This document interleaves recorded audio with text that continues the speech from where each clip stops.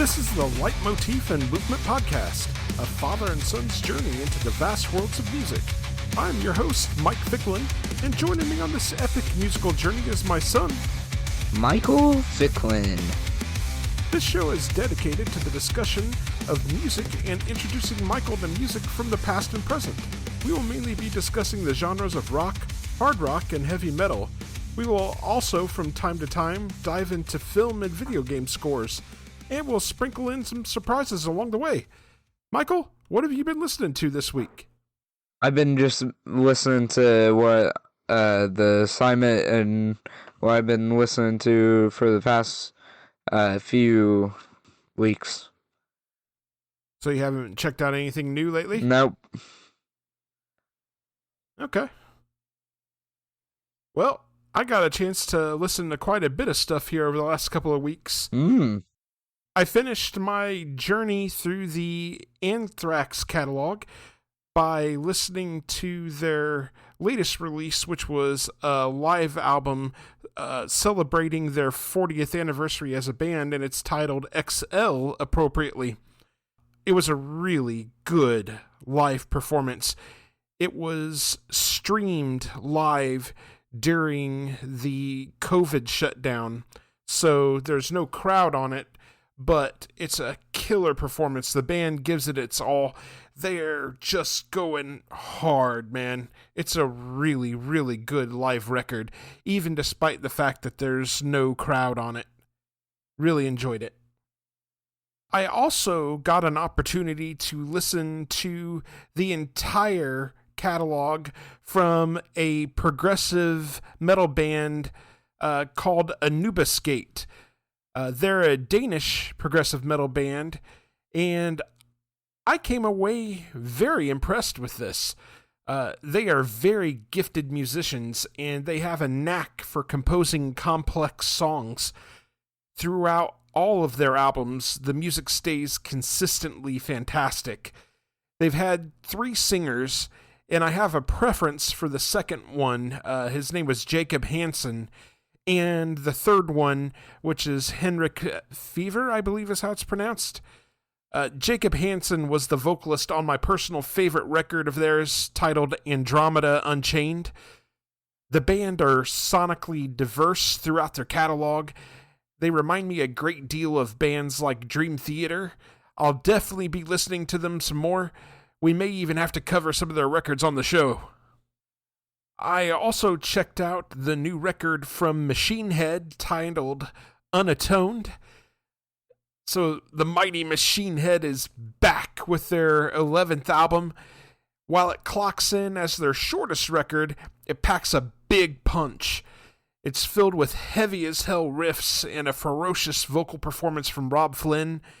There's a fantastic combination of thrash and groove metal that should make longtime Machine Head fans happy. I was really looking forward to this, and it did not disappoint. Also, I checked out the brand new debut record from Paradise Slaves titled With Hell in His Eyes. Paradise Slaves features former 36 Crazy Fists frontman Brock Lindau. One of the things that stood out to me is some of Brock's lyrical imagery remains intact. So, like, mentions of mountains and bodies of water are still present. Musically, you can hear the early 2000s metalcore influences and some 90s alt-rock as well. For a debut album, it's fine. It's great to hear Lindau's vocals again. They remain strong as ever, moving between screams and clean singing with ease. I find the music to be a little middling. It certainly has its moments, but on the whole, I was hoping for a bit more. There are a couple of standout tracks, such as Aesthetic of Serpents and the album closer, Always Have, Always Will. It's a good opening effort from the band, and it leaves me looking forward to hearing where they go next. Michael, did you get a chance to listen to this?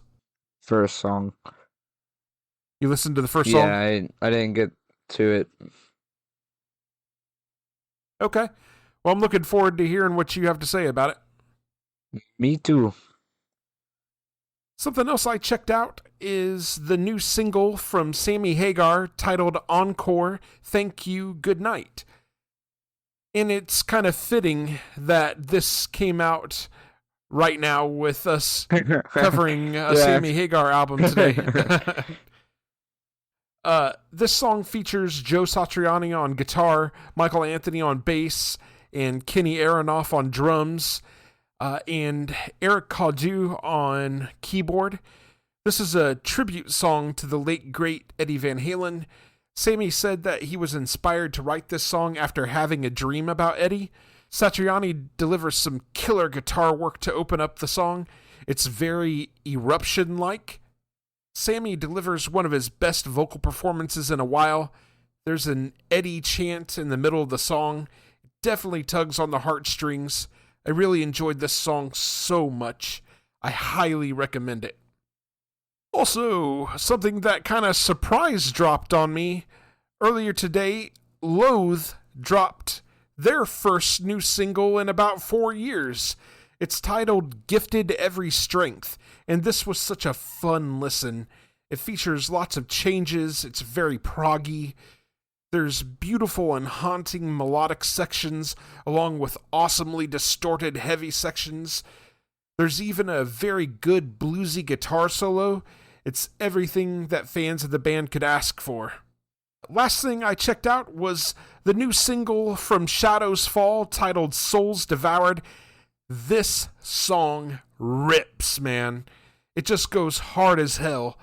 Brian Fair's vocals might be the most brutal I've ever heard them. He gets some really intense screams going on in this.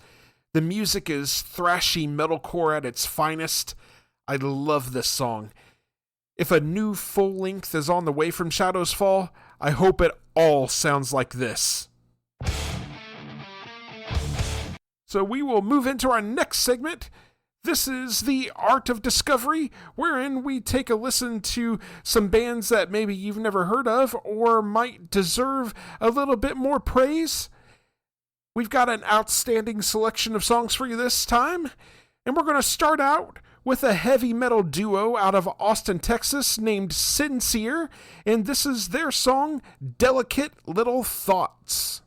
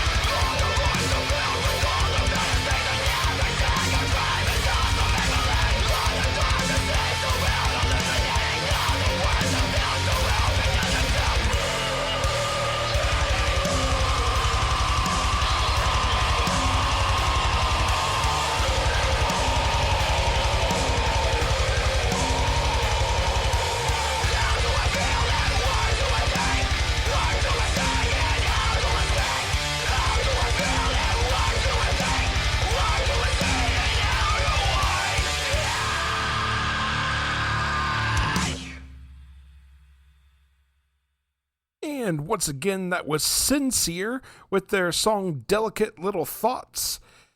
You can purchase their music from their Bandcamp page at sinseermusic.bandcamp.com. Michael, what did you think about that one? It was nice and heavy. Yes, it was. It was very nice and heavy. Liked that one? Yeah, I thought that was outstanding. A lot of screaming vocals. Goes hard. Yes, definitely. All right. Our next song is from an alternative metal band out of Berlin, Germany called My Sundown. And this is their song, The Denier.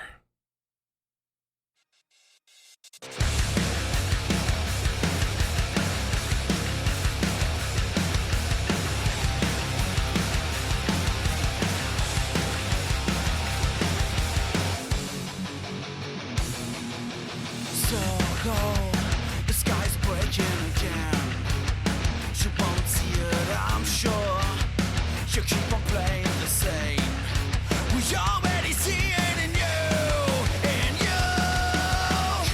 Cool. Yourself off in the sea. The ends will hold you, I'm sure. Come on and lie here with me. I'm already waiting for you.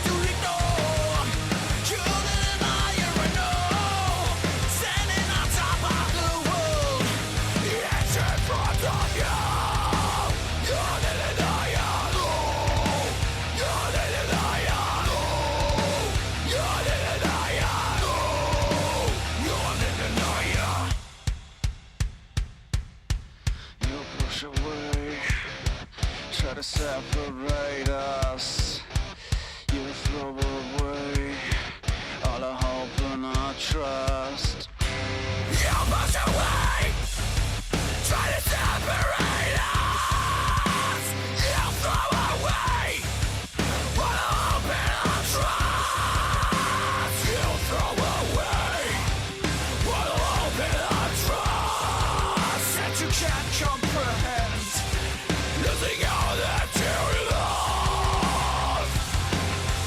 You cannot lie here with all. You're the denier, I know. The only thing you ever do is lying and twisting the truth. The things that you try to ignore. You're the denier, I know. When you're standing on top of the world, got the edge in front of you. You're the denier.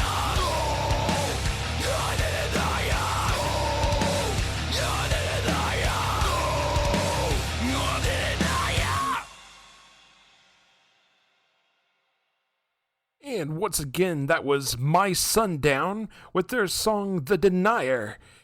That song comes from their Revolution for Sale EP, and you can purchase their music from their Bandcamp page, mysundownberlin.bandcamp.com. Michael, what did you think about that one? It's pretty good. Did you enjoy that? Yeah. It was a change up from the last song. Yeah, a little more melodic, right? Yes. Very.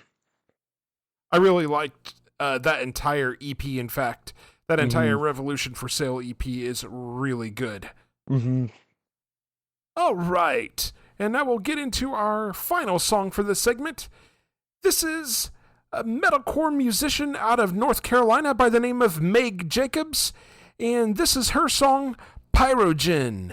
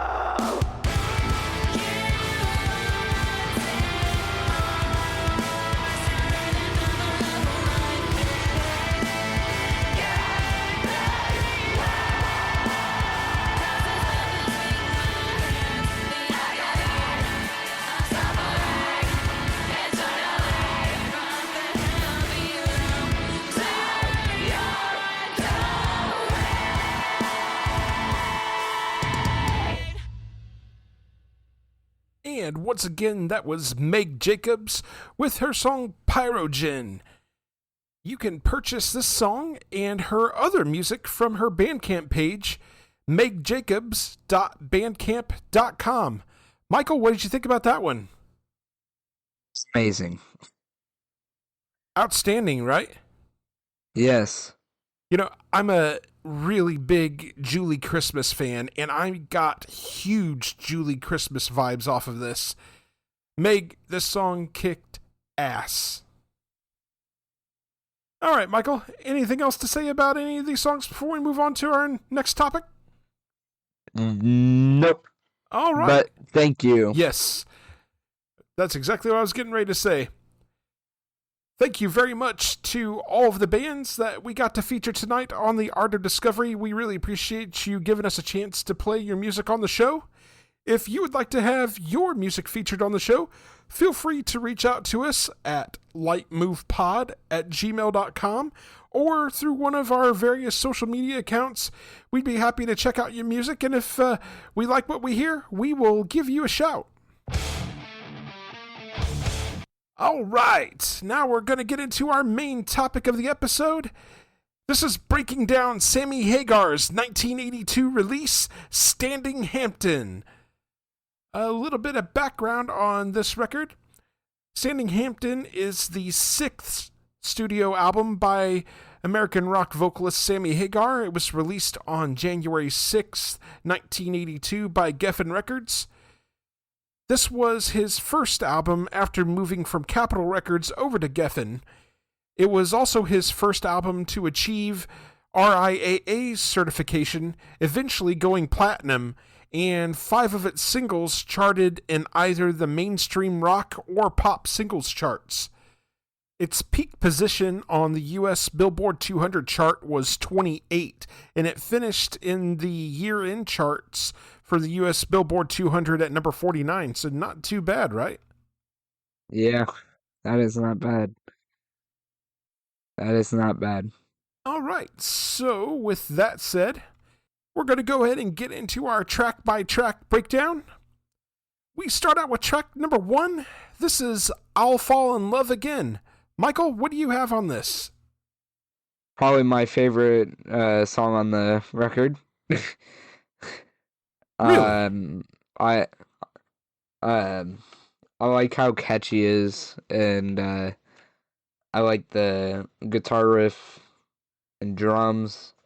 And I like the vocals and the vocal performance. Yeah, this is definitely one of my favorite songs on the record, too. It's got a great vocal hook. Musically, it's a really simple rock riff, but it's so catchy. The vocal harmony from the backing vocalists add depth to the song. That driving bass line from Bill Church is so good. The lyrics seem to be talking about Hagar exiting a relationship that has gone bad, but he's hopeful that there's still love out there for him to find. Memorable lyrics that beg you to sing along. Great album opener. Michael, have you got anything else on I'll Fall in Love Again? Will he fall in love again? Nope. All right. So we'll move on to track number 2. This is There's Only One Way to Rock. Michael, what do you got on this one? You can go first. So, yeah, There's Only One Way to Rock. This song is a staple in Hagar's live set, even still today. Hell, even Van Halen played it during the 5150 tour cycle when Hagar first joined the band. It's got an infectious groove to it. Outstanding guitar riff from Hagar and Gary Pill. Thundering drums from David Lasser. Mm-hmm. This song is anthemic as it gets from Hagar. That guitar riff is instantly recognizable. The vocal melodies are hooky and memorable. Anytime I've ever heard Sammy play this song live, it's always a big crowd pleaser. The crowd sings along full-throated. I love this song. It's a great hard rock song with some fiery guitar work and vocals from Hagar. Yeah, I can't say enough about how much I enjoy this song. I love the opening to the song. Also, I like the vocal performance. It's just a good song. That main guitar riff is so instantly recognizable when you hear it, and it just rocks. Absolutely rocks. Yes. Do you remember hearing this when we went to see Sammy live last year? We heard this? Pretty sure we did. Check your list. Yeah, we heard it. It was the fourth song he played. It was? Yep. I don't remember. Dude. It's been ages. Dude. All right. Anything else on Probably this one, the Michael? reason why I don't remember it is because I did not know the song. I don't like it. Bad excuse. It is an excuse. Bad excuse. It is an excuse. You have access to all of my music at your fingertips. You need not wait for me. Nah. I had only listened to the Van Halen stuff up to that point. All right. Do you have anything else on this one? Nope. Okay. So we'll move on to track number 3. This is Babies on Fire. Michael, what do you got on this one? I was very confused when I first saw the title. Why's that? If you read it fast... Did you take it literally? Yeah. Oh my god. Yeah, Sammy's gonna write a song about a baby literally being on fire. I mean, I wouldn't be surprised. Wait. He's never done anything that dastardly before. No. I can't imagine the amount of flack and pushback he would get for writing a song about a baby being literally on fire. You know it. You never know. I'm pretty confident. You never know. I'm pretty confident. Nah. Anyway, But what do you what do you got on this? I like the riff for the song. Also like the beginning of the song with that opening. Also like the drums and the vocals and the performance just all together. Yeah, this is another song with a great driving guitar riff. I love the bass line from Bill Church during the verses and chorus. It's a good time party song about Hagar having the hots for his girlfriend. Heavy on the innuendo. I really enjoy Hagar's lyrics and vocals on this one. There's some solid guitar work to close this one out. It's a really fun song. Michael, anything to add on that or anything else? Nah. Okay. So we'll move right along to track number 4. This is Can't Get Loose. Michael, what do you got on this one? Very different opening to the song. Yeah, it's got that opening keyboard work. Yeah. I like the vocals on this song and the difference that it has from the other songs with the keyboard being a part of the instruments. The only thing I will say about the synth and keyboard work or whatever that is there at the start of the song, it sounds very much of its time period. Uh-huh. The song then gets into more of a straightforward rocker during the chorus. Hagar, as always, is on point with his vocals. It's an okay song. It's not one of my favorites. It seems that this song is about getting wrapped up in your own head so much that you're unable to make a move. You're kind of stuck in this perpetual state of holding on to a fantasy or a dream. I like the message of the song. Just doesn't do much for me. It's an okay song. Michael, anything else to add? Nope. You sure? Ain't got some Yes. weird anecdote about what you thought the song might be about just by reading the title? Judged the cover of a book before you actually read it, you know? No? What are you referencing by that? Golly, maybe the last song. Nah. All right. Moving on to track number 5. This is heavy metal. Golly, Michael. Did you think this was about heavy steel dropping on your face or something? No. What do you got on this one? I'm laughing to myself about the comment Mom made. Which comment Mom made? When we came home after I went to the eye doctor, and Mom made the most random comment about the song, about the ending of the song. I forget what it was. You're laughing about it, but you don't know what it was. But all I remember is I know Mom made a comment, and it was something very stupid. Okay. I'll take your word for it. Oh my.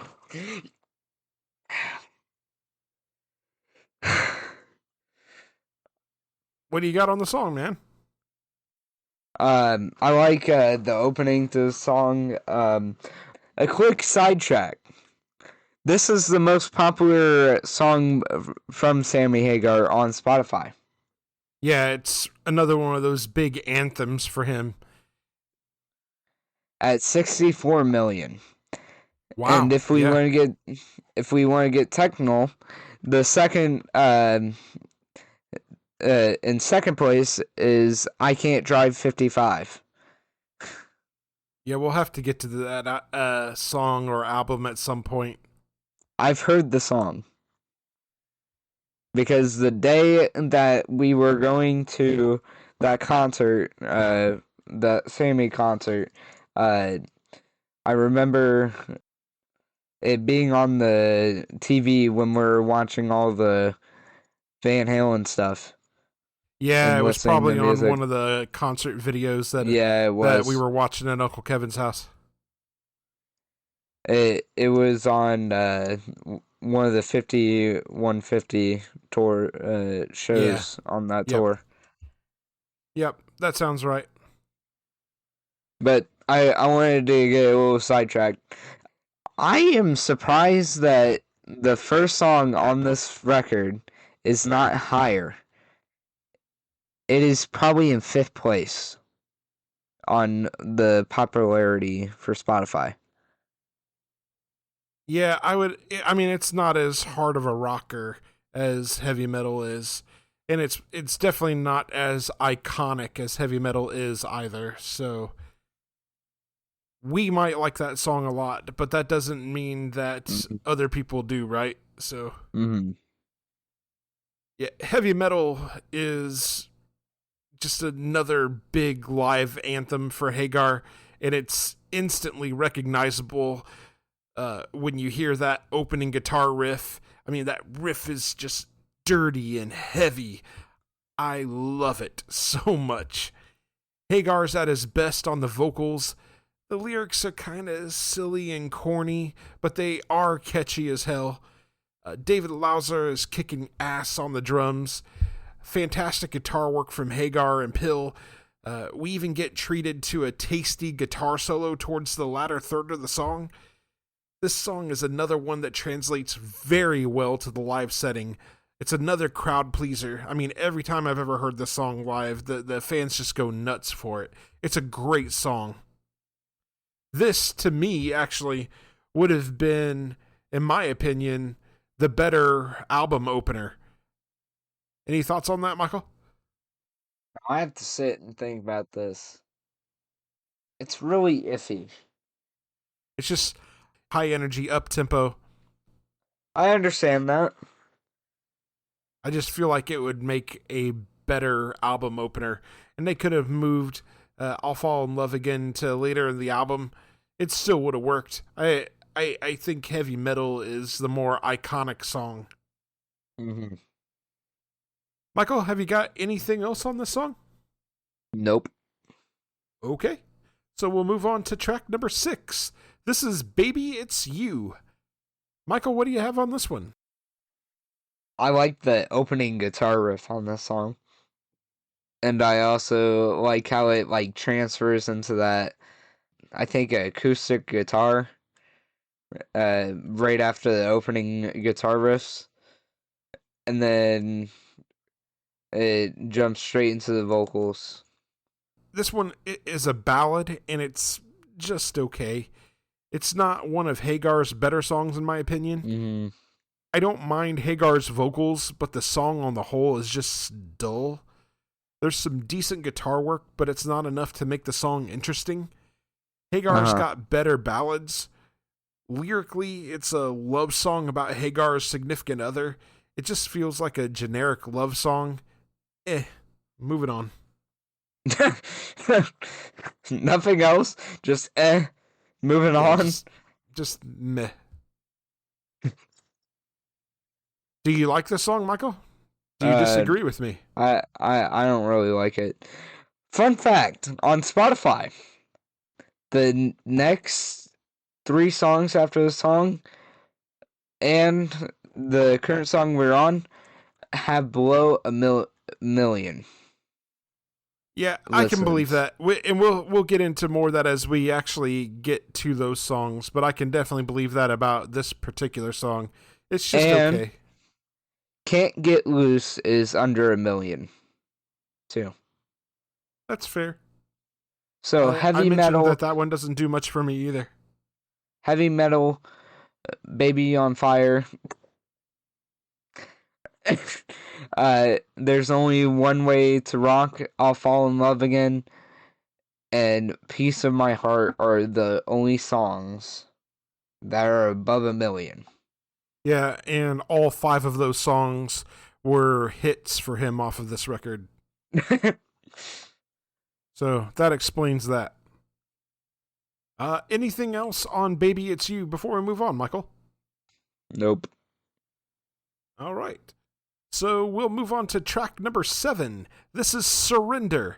Michael, what do you have on this one? Honestly, when I listen through this, this ain't really a memorable song that I remember listening to. Yeah, I mean, it's another slower ballad. I mean, lyrically, it appears to be about Hagar trying to convince a lady that she should give in to his overtures to her. From a vocal standpoint, it's okay. It's not one of Hagar's better performances on the album. Musically, it's nothing to write home about either. It's a bummer that we got 2 of these sort of bland, mediocre songs in a row on this. Just I take it you feel the same way. Kind of unremarkable. Yeah. Kind of a bummer that we ran into this way. I mean, I don't mind running into one every once in a while and stuff, but to have ran into it on multiple occasions, Yeah. Kind of a bummer. The next song after this and the song after that, I don't really remember all so well. They're not. Well, that's not something to admit to, sir. We're supposed to be giving our opinions on these songs. I am being honest. I am giving my opinion. That is my opinion.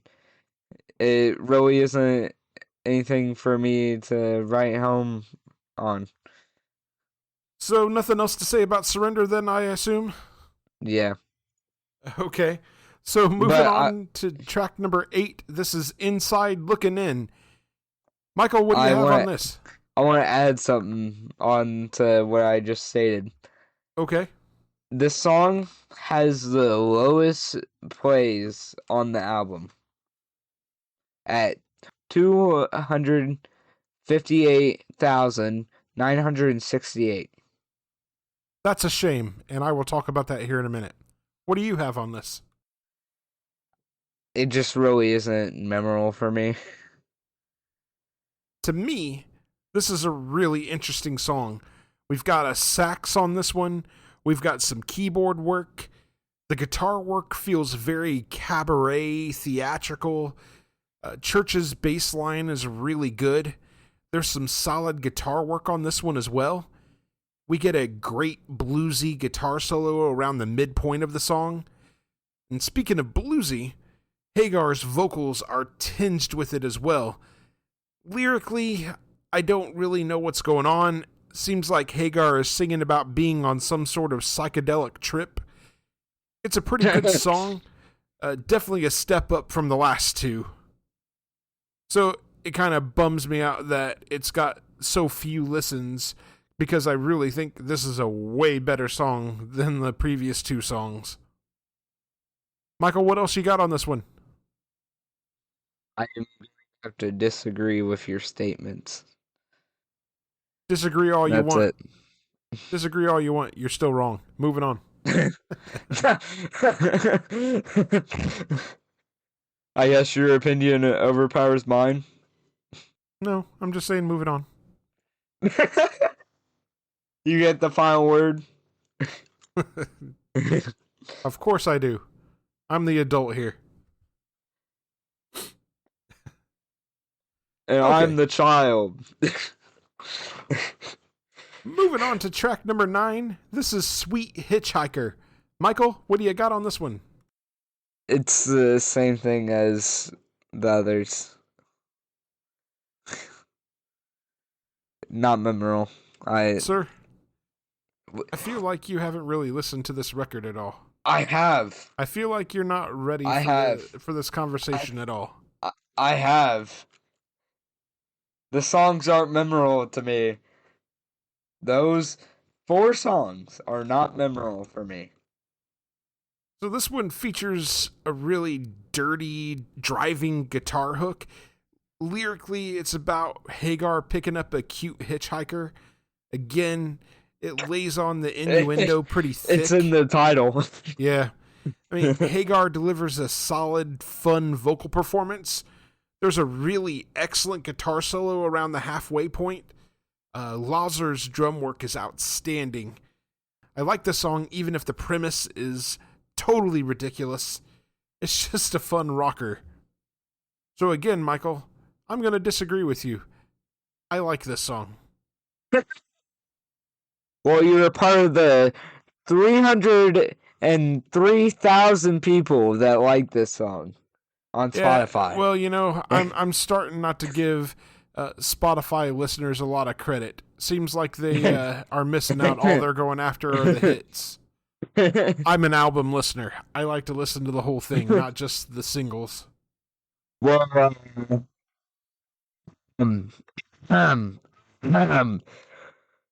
63 million people disagree with you on Spotify. Good for them. Anything else on this one, Michael, before we move on? Nope. All right, so we'll move on to the final track on the record. This is track number 10. This is Piece of My Heart. Michael, what do you have on this? I like the vocal performance on the song. I like the guitar. I like the drums. I like a lot about the song. It kind of seems like a love song. More like a regret. Like there's a get breakup that? happening or the relationship is starting to go sour. This song, it's a great way to close out the record. It's a cover song. The song was originally performed by Irma Franklin, but it was made famous by Janis Joplin. Hagar's version maintains that really bluesy nature of the song, but he rocks it up a bit musically. Hagar's gravelly vocals work so well with the song, much in that vein of Janis Joplin. We get a fun sax solo with Hagar's version. I have to admit that Hagar's version of the song works better live than it does on the record, but it's still a solid cover, and I think the crowd interaction live takes it to a whole nother level. Hey, fun fact. Most of Sammy Hagar's listeners on Spotify listen from Chicago. Alrighty then. I clicked on the description for Sammy's thing because I was trying to read more about the description he has on Spotify, and it showed how many listeners from each place is accumulating to the monthly listeners. I thought that was a fun fact. It is a fun fact. You got anything else on the song? I think I pretty much said everything that I liked about the song. Have you ever heard Janis Joplin's version of this song? No. Okay. We might have to introduce you to that and see what you think. You honestly have to ask me who this, if I know the singer. Or band or whatever. I doubt you do. Yeah. I don't. I didn't figure you did. We'll have to play Janis Joplin's version of it. We'll see what you think. Alright. All right. With that said, that is the end of the record. Michael, let's get your final thoughts on the record and your rating out of 5. I like this record. I think I like 5150 better. Keep in mind that is not a Sammy Hagar I record, know. though. That is a Van Halen record. But, listen. Use your ears. Don't talk over me. We're back in school. I liked Sammy's performance on this record. I felt like I like his performance better on the Van Halen stuff, but that's bias. I really liked the guitar work and vocal performance on this record. I'm gonna have to give it a 4.5. Michael gives it a 4.5, and I assume you docked it a half a point because of the run of songs that you didn't like. Yes. Fair enough. Yep, for me, this was the first solo album from Sammy Hagar that I ever heard. I was exposed to it well after I had heard his stuff with Van Halen, so I had already been a Hagar fan going into it. While it's nowhere near as good as his Van Halen era stuff, I still enjoy this. It remains one of my favorite Hagar solo records despite its flaws. There are some fantastic songs on this, like I'll Fall in Love Again, There's Only One Way to Rock, Heavy Metal, and Babies on Fire. It does have its weak moments, though, with the back-to-back ballads, Baby It's You and Surrender. Hagar's trademark vocals are on full display as well as some corny lyrics at times. There's some fantastic guitar work from Hagar and Pill. The rhythm section of Church and Lauser are solid throughout. It's a solid record on the whole, and it's definitely worth the listen. I'm going to give it a 4 out of 5. And that'll take us to our question for the audience. What is your favorite track on Standing Hampton, and why? Michael, anything else before we close up this segment? Nope. All right. So now we will move into our next segment. This is Can't Wait, new music coming soon. Michael, what do you got? There's no point in asking anymore. Hey, at least we had some decent news a few episodes ago. Yeah. It appears that they are going to do a live performance at least this year. Not here in America, but they're doing one. I find it funny that over how many years it's been, they've only come up with a show. Yeah, well, you still haven't heard all of their other stuff. The only stuff you know is just the first record. And it's the best record. You don't know that because you've never listened to the others. You can't make that assessment. I make my trademark on that. No. Nope. I make my trademark on that. Nope. Until you hear the other material, you cannot make that statement. I can. No, sir. And I will. No, sir. I will. Lose. For me, on my release radar, on May 9th, the new record from Black Map drops titled Hex. Also on May 9th, Haken releases their new live album, Live Forms, An Evening with Haken, which was recorded live in London last year. Also on May 9th, the new Sleep Token record, Even in Arcadia, drops. I have to admit, I've not been a huge fan of any of the singles that have been released from this record so far, so I'm kind of cautiously approaching that one. We'll see. Cautious. What's that?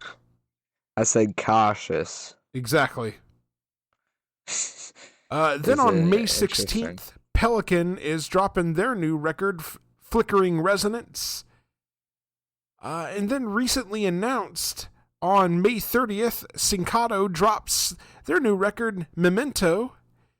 And then there's also this question, is there a new Loathe record on the way? There was that new single that was released earlier today, and I'm curious if that means there's a new record on the way. I haven't seen any sort of official announcement of a new record yet, but that doesn't mean that there's not one on the way. Single. You should check out that new song, Michael, and report back to us and let us know what you think. I meant to.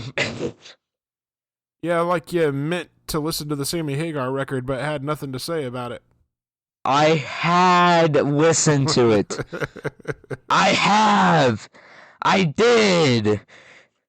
That happened. Would you listen to it like a half a time? I listened to it. Okay. Anything else on this segment before we move on, Michael? I listened to the Sammy Hagar stuff. That's not even what we're talking about right now. We're talking about new music that's getting ready to come out. I know. I'm finishing my statement. I'm winning with it, my winning statement. Nope. Anyway. Yes.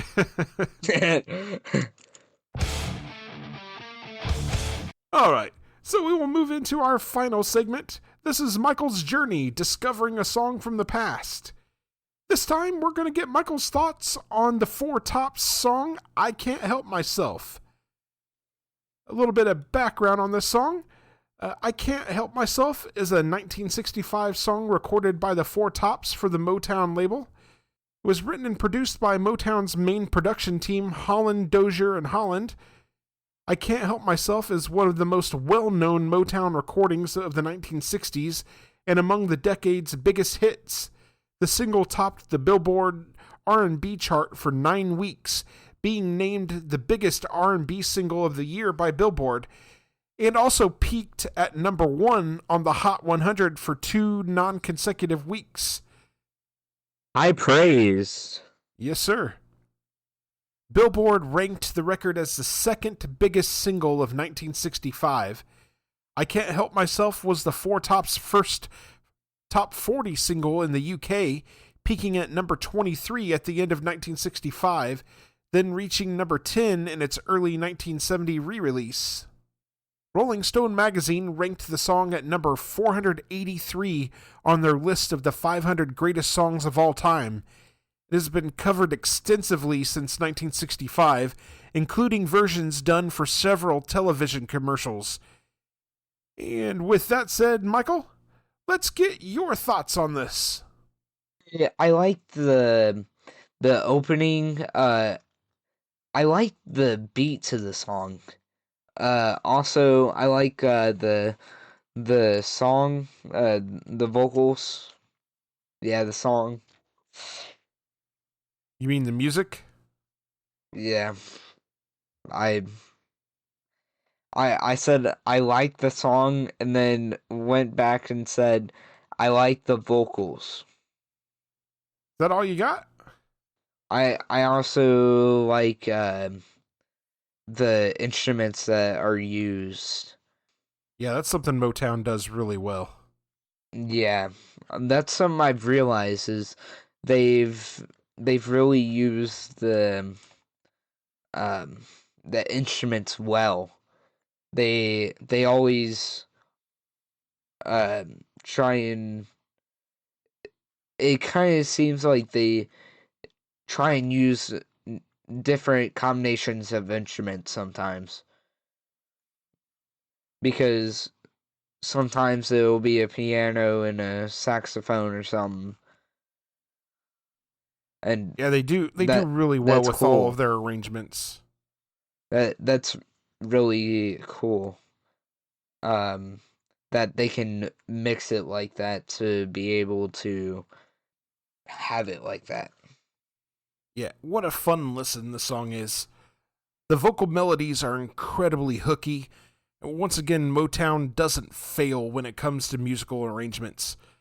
The strings provided by the Detroit Symphony Orchestra just set this song off, sending it into the stratosphere. The bass and drum work from the Funk Brothers are fantastic. There's a bit of baritone sax on the song as well. That baritone sax is not the star of the song. That strings arrangement really carries the music and helps make this infinitely memorable.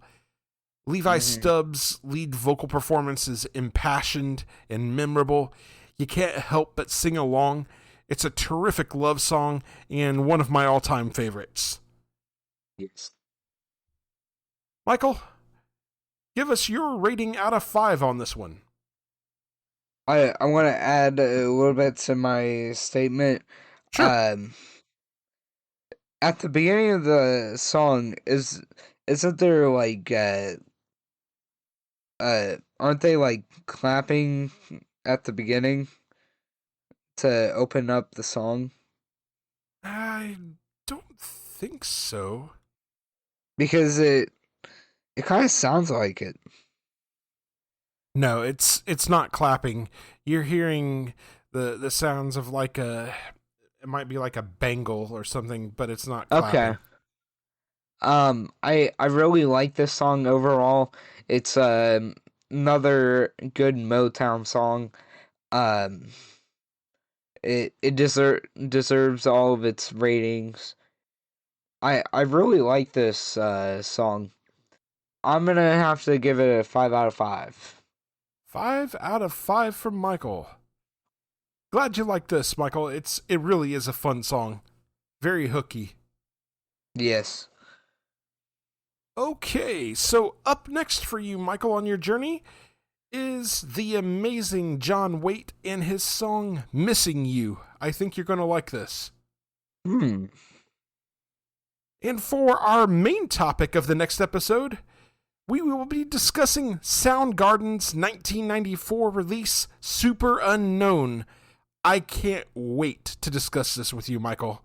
I think you are going to love this record. That is a lot of words to say love. So, how much am I going to love this record? Take an estimated guess. What rating do you think I'm going to give it? Take a random guess. That. I just can't wait for you to hear it because I really think you're going to dig Chris Cornell's vocals because this will be your first time hearing Chris Cornell. So, looking forward to hearing what you think. All right. With that said, we do want to hear from you. We will read your emails and messages on the show. We have only one request. Keep them clean. There are several ways to contact us. You can email us at lightmovepod@gmail.com. You can also reach us on several social media platforms such as Facebook, Blue Sky, Instagram, and Threads. Details on how to connect with us are in the show notes. We are part of the SPDM Crew Podcast Network. Check out all of the podcasts on the network by visiting spdmcrew.com. If you like the show, subscribe to us on your favorite podcasting platform and share with your friends and family. We are available on Spotify, Apple Podcasts, iHeartRadio, and a variety of other platforms. We are also on YouTube. Can't find us on your chosen platform? Shoot us a message and let us know. Leave us a 5-star review on Apple Podcasts. This helps us to be found in the algorithm. Make them good and we'll read them on the air. Are you in a band and you'd like for us to check you out and possibly drop a recommendation on the show? Shoot us a message. We'd love to check you out and give you a shout. We'd like to thank you very much for listening to the Leitmotif and Movement Podcast. Take care and enjoy music.